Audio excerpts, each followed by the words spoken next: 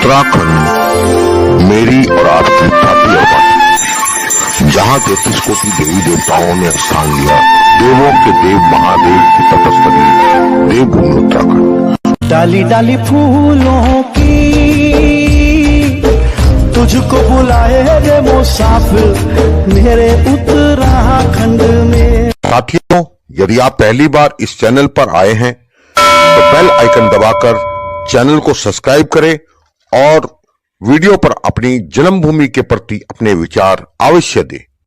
नमस्कार भाई बंधु, एक प्रोग्राम में ओंकार कोहली जी का देख रहा था, तो मेरी माटी मेरी छाती का वो प्रोग्राम देते हैं, तो मेरा उनसे भी आग्रह है कि उत्तराखंड बचाओ आंदोलन के मंच पर वो इस बात को प्रभावी ढंग से रखेंगे और ये बातें आगे भी अन्य संस्थाएं हैं। आज उत्तराखंड हमारे लिए केवल देहरादून ही हो गया है। एनीवे, तो मैं यह वीडियो प्रसारित कर रहा हूँ इस बात को ध्यान में रखते हुए कि उत्तराखंड में अब पंचायती राज चुनाव होने वाले हैं, बहुत शीघ्र ही होने वाले हैं। प्राय इस वीडियो का मेरा जो अभिप्राय ये है कि हम लोग कई बार उत्तराखंड से संबंधित कई मंचों पर बातें करते हैं, लेकिन छोटी छोटी बातें नहीं करते हैं।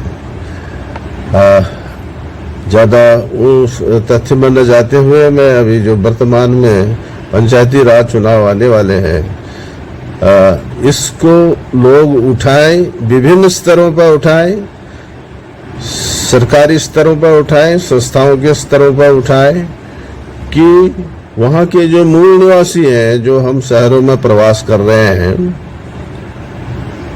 उनको विशेष अधिकार के अंतर्गत वहाँ पर ग्राम पंचायतों में मताधिकार का अधिकार होना चाहिए।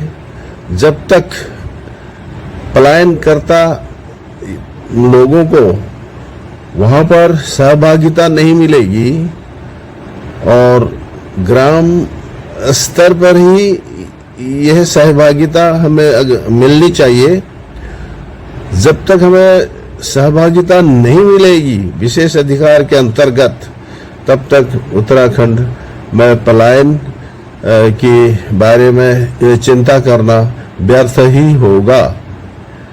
ये तो ठीक है, आजकल देशाटन करने से लोगों का बहुत विकास हुआ है, लेकिन अपना मूल स्थान की भावना हमारे पास होनी चाहिए और हमें अपने मूल स्थान के महत्व को अपने भावी पीढ़ी को भी बताना चाहिए। तो मेरा विशेषकर आग्रह है कि अभी भी तो मतदान का समय है, 1 हफ्ता 1.5 हफ्ता बाकी है। कम से कम विभिन्न प्रभावशाली लोग इस बात का चिंतन करें तथा कई संस्थाओं को हमारी व्यथा को बताएं, क्योंकि एक हम लोग आर्थिक रूप से बहुत पिछड़े हुए हैं। आज भी हम अगर हम अन्य शहरों की तुलना करें तो कम से कम हम 50-60 साल पीछे हैं। तो उसका कारण यह है कि हम अपनी जो छोटी छोटी बातों को नहीं उठाते हैं, बहुत बड़ी बात तो हम कर लेते हैं। और इसलिए मेरा आग्रह है कि मेरे भाई बंद इस और चिंतित हों कि हमें विशेषाधिकार के लिए, यानी प्रिविलेज जो अन्य राज्यों को दिए हुए हैं, अन्य पिछड़े राज्यों को मिले हुए हैं, वो हमको नहीं है, क्योंकि हम इस ओर जागरूक नहीं हो पाए। तो अभी इस समय कम से कम इस तरह एक प्रभाव हमारा होना चाहिए कि हम पंचायत स्तर पर वहां पर सहभागिता करें। तो मैं समझता हूं कि ये भी एक महत्वपूर्ण योगदान होगा पलायन रोकने के लिए। धन्यवाद।